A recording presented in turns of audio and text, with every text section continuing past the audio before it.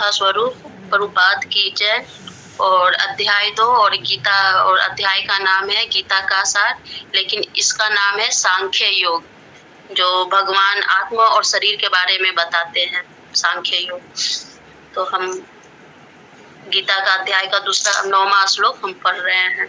संजय उवाच एवम् उक्त्वा हर्षिकेशं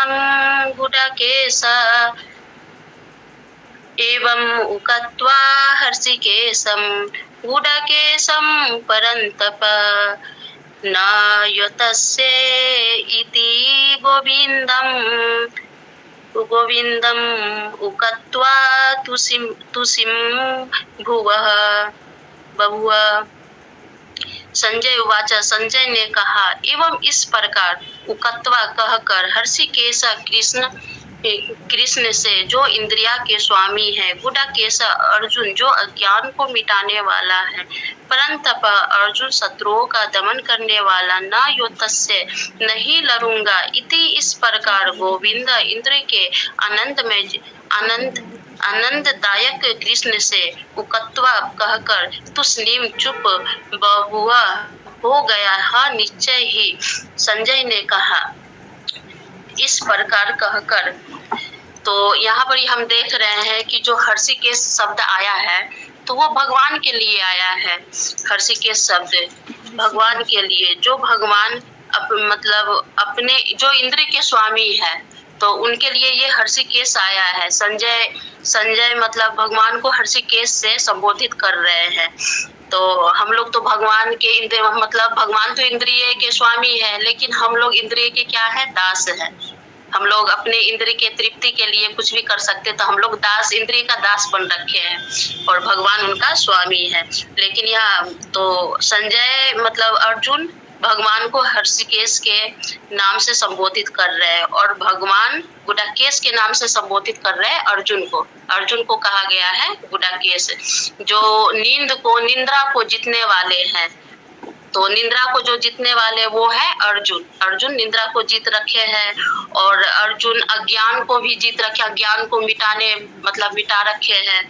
तो अर्जुन के अंदर तो बहुत ऐसा गुण है जो हम देखेंगे, उनसे हम कुछ सीख भी पाएंगे कि वो हर चीज को जीत रखे हैं। तो यहाँ पर संजय ने कहा इस प्रकार कहने के बाद शत्रुओं का दमन करने वाला अर्जुन कृष्ण से बोला, हे गोविंद, मैं युद्ध नहीं करूंगा, और चुप हो गया। तो संजय ने कहा धृतराष्ट्र से, यह धृतराष्ट्र से मतलब परंतप शब्द आया है धृतराष्ट्र के लिए। तो संजय मतलब धृतराष्ट्र के से कह रहे हैं कि अर्जुन इस प्रकार कहने के बाद, मतलब हम पिछले अध्याय में कई श्लोक में हम देख रहे हैं कि अर्जुन तर्क वितर्क कर रहे हैं भगवान के साथ है। और जैसे हम देख रहे हैं अर्जुन ने कहा, हे शत्रुहंता, हे मधुसूदन, हे मतलब युद्ध भूमि में हम किस प्रकार भीष्म तथा द्रोण से पूजनीय व्यक्ति से उलट पुलट कर बाण चलाऊंगा। मतलब जो मेरे सगे संबंधी है, जो पूजनीय है, जो गुरु द्रोण है, तो वो तो मेरे पूजनीय है, फिर मैं उस पर कैसे बाण चलाऊंगा। तो मतलब अर्जुन कई श्लोक में तर्क वितर्क भगवान के साथ कर रहे हैं, लेकिन इस श्लोक में मतलब संजय बता रहे हैं कि इस प्रकार कहने के बाद शत्रुओं का दमन करने वाला अर्जुन कृष्ण से बोला। तो इसके पिछले श्लोक में भी हम देख रहे हैं कि अर्जुन तर्क वितर्क करने के बाद भी वो फिर जाकर अपने मतलब कृष्ण गुरु के सामने सरेंडर हो गए। कह रहे हैं मैं अपनी कृपण दुर्बलता के कारण अपना कर्तव्य भूल गया हूँ और सारा धैर्य खो चुका हूँ। ऐसी अवस्था में मैं आपसे कुछ पूछ रहा हूँ कि जो मेरे लिए श्रेयस्कर है उसे निश्चित रूप से बताएं। अब मैं आपका शिष्य हूँ और आपका शरणागत हूँ, कृपया मुझे उपदेश दे। जब हम किसी गुरु के सामने सरेंडर होंगे जब ही हमें कोई उपदेश देगा। जैसे हम देखते हैं भौतिक संसार में भी जो रोगी होता है और चिकित्सा होता है, तो रोगी जब डॉक्टर के पास जाते हैं तो जब रोगी बोलना स्टार्ट करता है तो चिकित्सा जो डॉक्टर होता है वो चुप रहते हैं। जब रोगी का पूरा हो जाता है बोला हुआ, तो फिर जाकर डॉक्टर स्टार्ट करता है। तो इसी तरह से हम यहाँ देख रहे हैं कि अर्जुन मतलब भगवान के सामने तर्क वितर्क कर रहे हैं, बोल रहे हैं कि मैं इस युद्ध को मैं नहीं कर पाऊंगा, क्योंकि मेरे इसमें सगे संबंधी है, भाई है, सगे संबंधी है, मामा है, ताऊ है, गुरुदौन है, जिससे मैं शिक्षा लिया हूँ, उसको मैं कैसे बांध चलाऊंगा, उसको कैसे मार सकूंगा। मैं युद्ध न करके मैं भिक्षा मांग के अपना यापन कर सकता हूँ। लेकिन जब लास्ट में जब देखे कि मेरा बस नहीं चल रहा है, जैसे हम भौतिक संसार में भी देखते हैं, जब इंसान हार जाता है तो किसी का सहारा का जरूरत होता है। तो इसी तरह से अर्जुन यहाँ पर ही सहारा, भगवान का सहारा अब ले रहे हैं कि अब तो मैं हार चुका हूँ बिल्कुल, अब मेरे समझ से बाहर है कि मैं क्या करूँ नहीं करूँ। तो आप जो श्रेष्ठकर हो, जो अच्छा हो मेरे लिए, वो आप हमें बताइए, वही मार्ग पर हम चलेंगे। तो अर्जुन यहाँ ये बता रहे हैं। तो हम देखते हैं इस श्लोक में कि संजय ने कहा इस प्रकार कर, तो इस प्रकार अर्जुन कहने के बाद जो शत्रुओं का दमन करने वाला है, जो शत्रुओं को मतलब अर्जुन तो इतना बलशाली है जो वो क्षण भर में नष्ट मतलब हर सेनाओं को नष्ट कर सकते थे। वो शत्रुओं का दमन करने वाला अर्जुन कृष्ण से बोला, मतलब गोविंद, यहाँ पर ही अर्जुन भगवान को गोविंद से संबोधित कर रहे हैं, हे गोविंद मैं युद्ध नहीं करूंगा, मतलब सरेंडर हो गया कि मैं युद्ध नहीं करूंगा, जो श्रेष्ठकर है वो आप बताइए, और चुप हो गया। तो यहाँ पर ही धृतराष्ट्र को संजय बता रहे हैं, तो धृतराष्ट्र ये चीज सुनकर बहुत ही प्रशंसा हुए, बहुत ही खुश हुए कि हाँ, मतलब जो शत्रुओं का दमन करने वाला अर्जुन था वो आज मतलब अपने आप को धैर्य खो दिया, मतलब वो अपने आप को मतलब उनको ऐसा लग रहा है कि उस लायक ये अर्जुन नहीं है जो वो युद्ध कर पाएगा। तो वो मतलब जैसे पिछले श्लोक में भी हम देखे थे, भगवान अर्जुन को कह रहे थे कि इसे तुम युद्ध नहीं करोगे और युद्ध भूमि से तुम छोड़कर चले जाओगे तो लोग तुम्हें क्या कहेंगे, कायर कहेंगे, भगोड़ा कहेंगे। तो उसी तरह से यहाँ संजय ने बता रहे हैं, तो धृतराष्ट्र को यही अनुभव हो रहा है कि अब तो अर्जुन युद्ध नहीं करेंगे और मेरा ही पराजय होगा, क्योंकि वो अपने पुत्र के मोह में वो मोहित हो रखे थे, पुत्र के भाव में मतलब वो मोहित हो रखे थे, कुछ देख ही नहीं रहे थे आगे पीछे, वो सिर्फ उनका पुत्र मतलब वो अपने पुत्र के अंदर ही उनका वो था, प्रेम भाव भरा हुआ था और उन्हीं में आसक्त भरा हुआ था उनका। तो इस वजह से अर्जुन को मतलब, तो हम यहाँ देखते हैं कि अर्जुन के बारे में भी हम जान सकते हैं, कई उदाहरण है, कई स्टोरी है। जैसे यहाँ पर ही हम देखते हैं कि जो नींद को जीतने वाले अर्जुन जरासंध है, जो दुर्योधन का जीजा थे, जो जरासंध थे वो दुर्योधन का जीजा थे। जैसे जरासंध जब युद्ध में अभिमन्यु के लिए चक्रव्यूह की रचना की थी, जो जरासंध था जो मतलब अभिमन्यु के लिए युद्ध में चक्रव्यूह की रचना की थी, तो भी जरासंध के चक्रव्यूह से बाहर तो उसका वरदान था कि आज कोई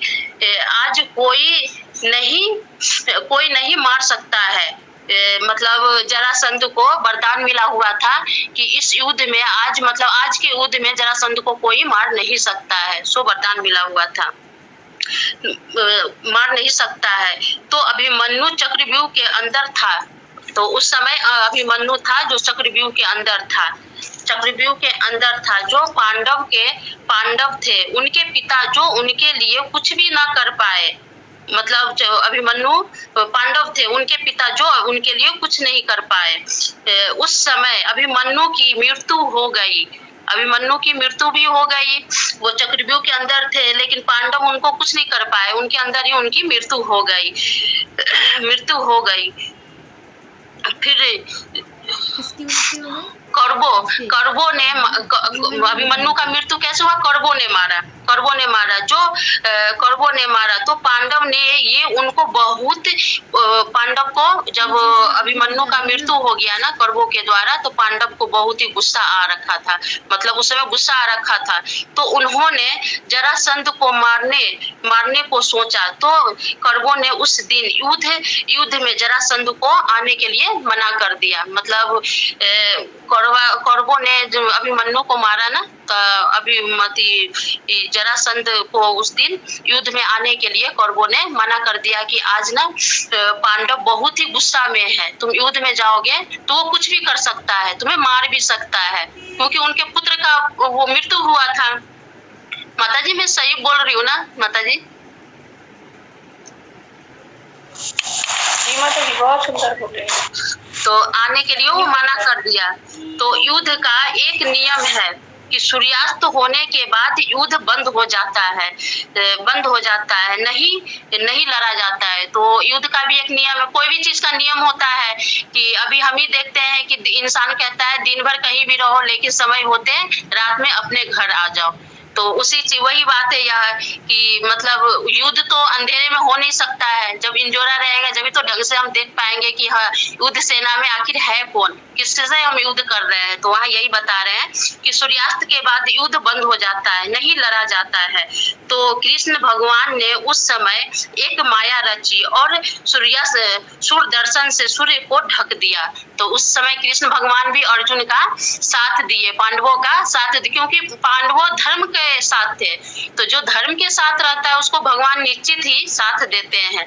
तो उस समय पांडवों का भगवान कृष्ण ने साथ दिया, क्योंकि सूर्य दर्शन से ना वो अपने सूर्य को ढक दिया और सूर्यास्त हो गया, सूर्य को ढक दिया, उससे सूर्य ग्रह हो गया। तो कहते सूर्य ग्रह हो गया, तो कौरवों ने समझा सूर्य अस्त हो गया। तो कौरवों ने क्या समझा कि अब तो सूर्य अस्त हो गया। तो उसके बाद जयद्रथ ने युद्ध भूमि में आ गया कि मेरा अब कोई कुछ नहीं बिगाड़ सकता है। तो उन्होंने सोचा कि अब तो सूर्यास्त हो गया है, चलो युद्ध भूमि में चलते हैं, अब तो मेरा कोई कुछ नहीं बिगाड़ेगा। हाँ, लेकिन उसी समय भगवान अपने फिर भगवान ने एक रचना रचा कि सूर्य के सामने से हटा दिया, तो फिर से दिन हो गया। तो फिर अर्जुन ने कहा उसी समय जयद्रथ को मार दिया। तो भगवान उस समय में भी अर्जुन का साथ दिए कि सूर्यास्त कर दिए और फिर अपने सूर्यदर्शन को वहां से हटा दिए, तो फिर सूर्योदय मतलब दिन हो गया।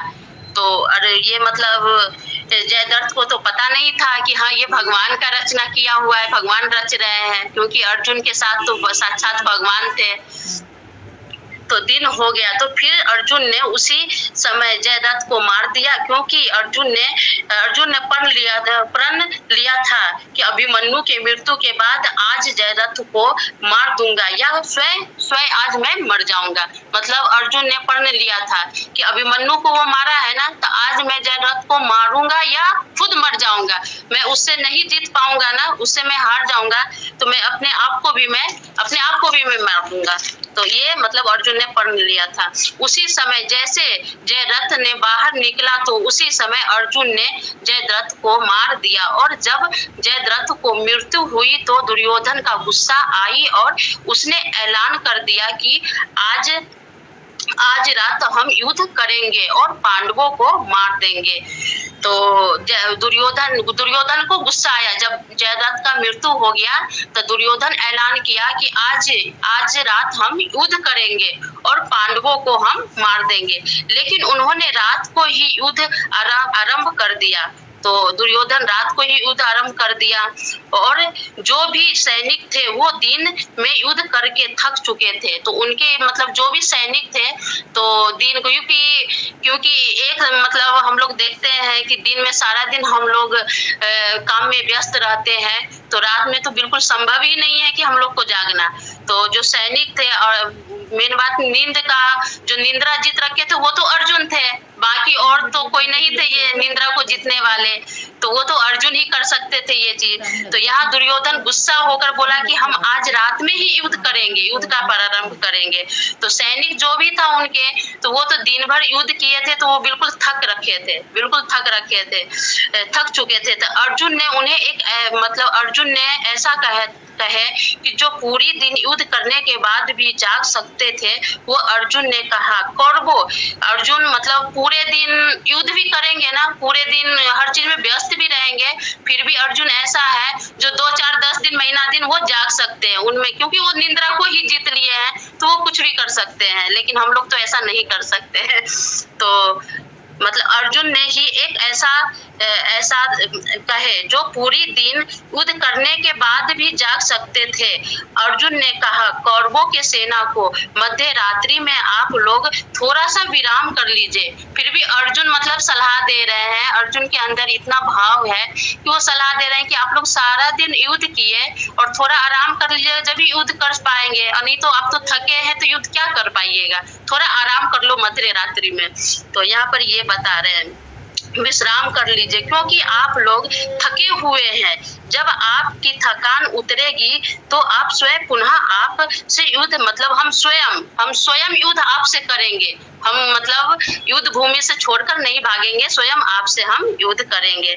तो पुनः आपसे युद्ध हम मतलब युद्ध करूंगा। यहाँ हम अर्जुन की स्थिति देख सकते हैं कि अर्जुन को जो है पूरा दिन युद्ध कर कर भी रात भर जग सकता है और युद्ध कर सकता है, लेकिन हम लोग ऐसा कि पूरे दिन जग जाने के बाद रात में जागना असंभव है।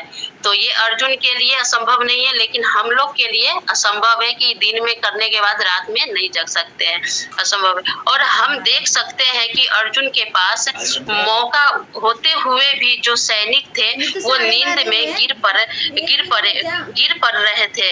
मतलब जो जब नींद आता है तो उस समय ना जगह दिखता है और ना कुछ दिखता है, ऐसा लगता है कि जहाँ जो चीज है वहीं पर चलो वहीं लेट सकते हैं। तो सैनिक नींद के वजह से गिर पड़ रहे थे, तो अर्जुन के लिए तो अच्छा मौका था कि युद्ध करके उन सबको मतलब खत्म कर सकते थे, लेकिन अर्जुन ने ऐसा नहीं किया। उस सैनिक को मार सकते थे, लेकिन उसने शत्रु पक्ष के सेना पर भी दया दिखाई। मतलब अर्जुन में इतना दया भाव है कि जो उनके शत्रु है उन पर भी वो दया दिखाई, उनके सैनिक पर भी दया दिखाई। तो हम यहाँ देख सकते हैं कि अर्जुन कितना दयालु है और कितना विनम्र स्वभाव के हैं। तो मतलब अर्जुन को हम इस कहानी से हम समझ सकते हैं कि अर्जुन के अंदर कितना विनम्र है और कितना भाव है।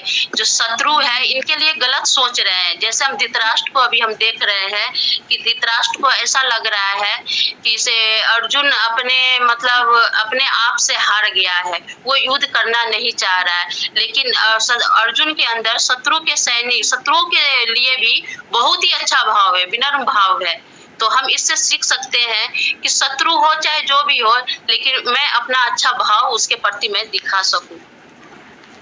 सही है माता जी, सही बोल रही हूँ? बहुत सुंदर माता जी, इतना अच्छा से आपने बताया, बहुत सुंदर बोल रही माता जी।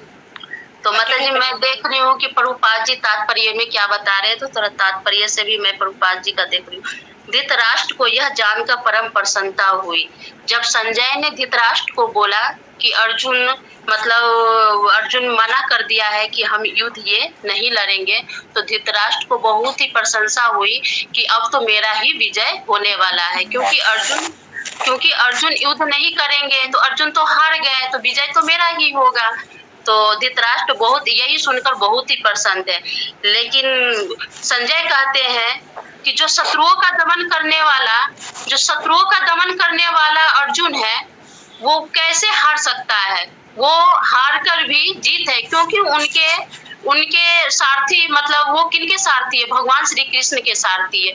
जब भगवान मेरे साथ रहेंगे तो हम हार कर भी जीत है, क्योंकि अर्जुन को भगवान यही तो बता रहे थे कि अर्जुन जो ये युद्ध भूमि में जितना भी तुम्हारे संगी संबंधी है उसको तो मैं मार चुका हूँ, पहले से मार चुका हूँ, तुम्हें सिर्फ निमित्त मात्र बनना है।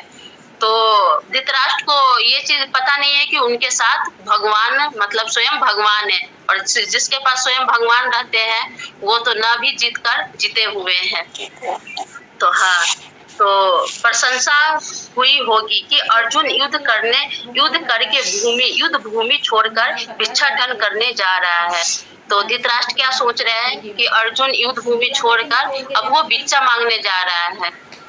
मतलब धृतराष्ट्र ये सोच रहे हैं कि वो भिक्षा मांगने जा रहे हैं, किंतु संजय ने उसे पुनः यह कहकर निराश कर दिया कि अर्जुन अपने शत्रुओं को मारने में समक्ष है। तो संजय क्या बोल रहे हैं धृतराष्ट्र को कि इसे आप जो सोच रहे हैं ना वो गलत है। वो ना भी मतलब माना करके भी किसको माना किया, गोविंद को माना किया जो साक्षात भगवान उनके साथ है। तो इसलिए सरेंडर हुआ कि जब मेरे से समक्ष नहीं है तो भगवान तो आप जो भी करेंगे भगवान ही करेंगे, तो भगवान तो अच्छा ही करेंगे। जो भगवान के राह पर चलेगा तो उसका अच्छा ही अच्छा होगा, खराब तो कहीं से होना ही नहीं है। तो शत्रुओं को मारने में समक्ष है।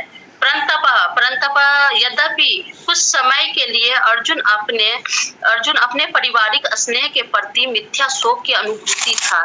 मतलब वो तो हम देख ही रहे हैं कि अर्जुन शुरू से अपने सगे संबंधी अपने परिवार के मोह में वो फंसे हुए, क्योंकि उनको मोह खा रहा है। मोह के चक्कर में वो युद्ध नहीं करना चाह रहे हैं कि युद्ध करेंगे तो कौन मरेगा, अपने ही तो मरेंगे, अपने ही मरेंगे और अपने मरेंगे तो फिर दुख होगा और फिर उस धन संपत्ति उस राज्य को हम कैसे भोग पाएंगे। तो ये तो बात सही है कि अभी हम भौतिक संसार में ही देख रहे हैं कि हम दो भाई हैं और उसका धन संपत्ति हम हड़प लिए और अगला को रहने के लिए घर भी नहीं है, अच्छा खान पियन भी नहीं है, अच्छा पहनावा हो रहा है, तो क्या वो देखकर हमें मन होगा? नहीं होगा। तो वही बात अर्जुन भी यहाँ सोच रहे हैं कि मेरा तो विजय निश्चित है क्योंकि भगवान मेरे साथ है, मेरा विजय निश्चित है। तो वो युद्ध इसलिए नहीं करना चाह रहे हैं कि हम तो युद्ध करेंगे तो विजय मेरा ही होगा, तो विजय मेरा होगा तो मेरा सगा संबंधी को क्या होगा, वो मारे जाएंगे और मारे जाने के बाद जो धन संपत्ति है उसको हम कैसे भोग कर पाएंगे। तो अर्जुन इसलिए युद्ध करना नहीं चाह रहे हैं। तो और मोहग्रस्त है, अपने परिवार के मोह में मोहग्रस्त है, शोक में अभिभूत था। किंतु उसने शिष्य रूप में अपने गुरु श्री कृष्ण की शरण ग्रहण कर ली। तो फिर लास्ट में कल के भी लेक्चर में माता जी बता रही थी कि हमें कम से कम देखो भौतिक संसार में भी हम देखते हैं जब जन्म मेरी होती है तो गुरु कौन रहता है, माँ रहती है, सबसे गुरु माँ, फिर माँ के बाद शिक्षक। कहीं ना कहीं मतलब मेरे अंदर मतलब मेरे सामने मतलब कोई गाइडेंस करने वाला हो तो हम सही पथ पर चलेंगे, सही मार्गदर्शन पर चलेंगे। तो जब हमें भौतिक संसार में मतलब गुरु का आवश्यकता है कि हम सही राह पर चले, तो आध्यात्मिक जगत में तो और ज्यादा जरूरत है, क्योंकि आध्यात्मिक जगत में तो हम जानते जब तक हम नहीं गुरु का आश्रय लेंगे तो हम जानेंगे ही नहीं कि भगवान क्या है, भगवान का रूप क्या है, गुण क्या है, लीला क्या है, धाम क्या है, और इस भौतिक संसार से हम कैसे निपट पाएंगे, हम कैसे निकल पाएंगे ये जरा जन्म मृत्यु जरा व्याधि से। तो हमें तो गुरु का शरण लेना ही पड़ेगा। तो यहाँ पर ही लास्ट में जब अर्जुन हर चीज से हार गए तो मतलब उनको लगा कि अब तो हमें सरेंडर करना ही पड़ेगा गुरु के सामने। तो श्री कृष्ण के सामने, क्योंकि गुरु तो वही थे, तो श्री कृष्ण के सामने वो सरेंडर कर दिए और बोल रहे हैं कि किंतु उसने शिष्य के रूप में मतलब श्री कृष्ण का वो शिष्य सखा थे और अच्छे भक्त भी थे, लेकिन जब सरेंडर हुए तो क्या बन गए, शिष्य बन गए। शिष्य के रूप में वो सरेंडर किए कि हम अभी से मतलब आपका शिष्य हूँ, आप मेरे गुरु हो, जो आप मार्गदर्शन दोगे हम उसी पथ पर हम चलेंगे। तो अपने गुरु श्री कृष्ण की शरण ग्रहण कर ली। इसमें सूचित होता है कि शीघ्र ही वह इस शोक से निर्वित हो जाएंगे और आत्म साक्षात्कार या कृष्ण भावना मृत में पुनः ज्ञान से प्रकाशित होकर पुनः युद्ध करेगा। तो जब हम किसी का शरण नहीं लेते हैं तो हमें कितना परेशानी होता है, समझ में नहीं आता है कि क्या करूं, नहीं करूं, कैसे करूं। लेकिन कोई भी इंसान कहता है ना कि धन से नहीं मन से भी, बात से भी कोई सहायता दे दे तो बहुत ही ज्यादा सहारा मिल जाता है हमें, मतलब आगे का स्रोत मिल जाता है कि हाँ हमें कैसे जीना है। तो अर्जुन के साथ भी ऐसा ही कुछ था, वो परिवार के मोहग्रस्त में पूरा घेरे हुए थे, परिवार का मोहग्रस्त में वो निकल नहीं पा रहे थे। लेकिन जब लास्ट में वो समझे कि नहीं हमें हमें गुरु का शरणागति लेंगे जब भी हमें कुछ न कुछ होगा। तो वो गुरु का शरणागति लिए, तो फिर गुरु का शरणागति लेने के बाद निवृत्त मतलब वो शोक से, मतलब उनके अंदर जितना भी शोक था वो सब खत्म हो गया। क्योंकि हम किस पर आश्रित हो गए? गुरु पर आश्रित हो गए। जैसे एक छोटा बच्चा हम देखते हैं कि छोटा बच्चा मतलब अपने माता पिता पर, माँ पर आश्रित रहती है। तो उसी तरह से ये मतलब ये अर्जुन गुरु पर आश्रित हो गए। गुरु पर आश्रित होने के बाद उनके मन में जितना भी शोक था, भय था, डर था, सब खत्म हो गया और निर्भीत हो गए। मतलब बिल्कुल खाली, मतलब हर शोक से ना बिल्कुल खाली हो गए। बिल्कुल मन फ्रेश हो गया उनका कि हाँ जो भी करेंगे वो गुरु करेंगे, कृष्ण करेंगे, अच्छा ही जो होगा अच्छा ही होगा। तो वो चीज से वो बिल्कुल खत्म हो गए, शोक उनके अंदर से खत्म हो गया और आत्म साक्षात्कार कृष्ण भावना मृत के पुनः ज्ञान से प्रकाशित हो गए।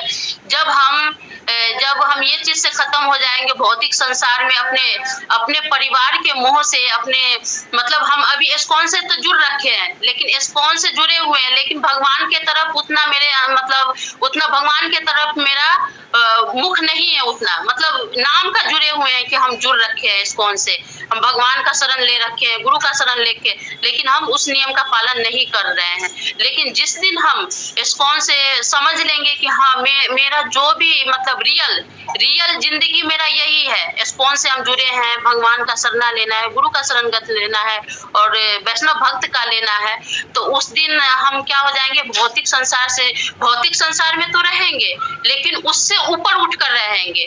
कैसे बोलते हैं कि भगवान मतलब दिल दिमाग में भौतिक संसार के लोग को रखो, जैसे परिवार को रखो, बेटा को, पुत्र को, पत्नी को, सारे चीज को रखो, लेकिन दिल जो है, दिल में भगवान को रखो। तो हम जिस दिन दिमाग में भौतिक संसार के लोग को रखने लगेंगे और दिल में भगवान को रखने लगेंगे तो हम कृष्ण भावना भावित हो जाएंगे। अर्जुन के माध्यम से हम लोग को सिखाया जा रहा है, क्योंकि अर्जुन तो मतलब बहुत ही अच्छे भक्त थे भगवान के, तो उनके लिए तो ये चीज नहीं है। भगवान अर्जुन के थ्रू हम लोग को ये सिखा रहे हैं कि जिस दिन हम भगवान के अच्छी तरह से, गुरु का अच्छी तरह से शरणागति ले लेंगे तो हमारे जिंदगी से हर संकट का निवारण हो जाएगा। क्योंकि हर संकट का पथ दर्शन करने वाले कौन हो जाएंगे? गुरु हो जाएंगे। तो गुरु हो जाएंगे तो गुरु अच्छा ही हमको पथ दर्शन करेंगे, अच्छा ही बताएंगे और उनके राह पर हम चलेंगे तो हर संकट से हम निवारण हो जाएंगे। तो यह बता रहे हैं तब हम साक्षात्कार या कृष्ण भावना मृत के पुनः ज्ञान से प्रकाशित हो जाएंगे। तो हम आध्यात्मिक जीवन में तब हम भगवान से और भगवान के शास्त्र से और गुरु के मुख से जो सुना हुआ है उससे हम पूर्ण ज्ञान मेरे अंदर हो जाएगा कि भगवान कौन है और भगवान का रूप, गुण, लीला और क्या है। तो हम इससे और प्रकाशित होकर पुनः युद्ध करेंगे। मतलब तब फिर जब हम शरणागति भगवान का ले लेंगे, सारा चीज जान जाएंगे, तो फिर हम युद्ध करने से हम नहीं माना करेंगे। तो अब इसमें मतलब दूसरे अध्याय के 9वां श्लोक में अर्जुन युद्ध करने से मना कर रहे हैं, लेकिन यही अर्जुन 18वें अध्याय में युद्ध करने से भगवान को माना नहीं करेंगे, क्योंकि भगवान सारे ज्ञान उनको दे देंगे। तो बताएंगे क्या भगवान कि तुमको तो सारे ज्ञान दे दिए, अब तुम सोचो कि युद्ध करेगा कि नहीं करेगा। तो उस समय अर्जुन युद्ध करने के लिए मना नहीं करेंगे, युद्ध करने के लिए वो तैयार रहेंगे कि हम युद्ध करेंगे। तब धृतराष्ट्र का हर्ष भंग हो जाएगा। तो जो हमारे मजाक उड़ाने वाले हैं और जो मतलब नीच देखने वाले हैं, तो ये हम भौतिक संसार में भी देखते हैं, लेकिन यहाँ हम देख रहे हैं आध्यात्मिक जगत में भी यही हो रहा है। तो उस समय उस लोग को क्या होगा, वो मतलब देखकर चकित रह जाएगा कि हम जिसके लिए मजाक उड़ा रहे थे कि इस अर्जुन है वो युद्ध करने से मतलब मना कर रहा है, भगवान को बोल रहा है कि हम युद्ध नहीं करेंगे। तो वही अर्जुन लास्ट में देखेगा कि जब अर्जुन ने युद्ध करने से हाँ भर दिया तो उसका क्या हो जाएगा, उसका हर्ष, उसका जो मनोकामना है वो भंग हो जाएगा। हरे कृष्णा माता जी, मैं इतना ही बोल पाऊंगी और इसमें आप लोग और कुछ ऐड करिएगा तो बहुत ही अच्छा रहेगा और मेरे से जो भी त्रुटि हुआ होगा माता जी क्षमा करिएगा।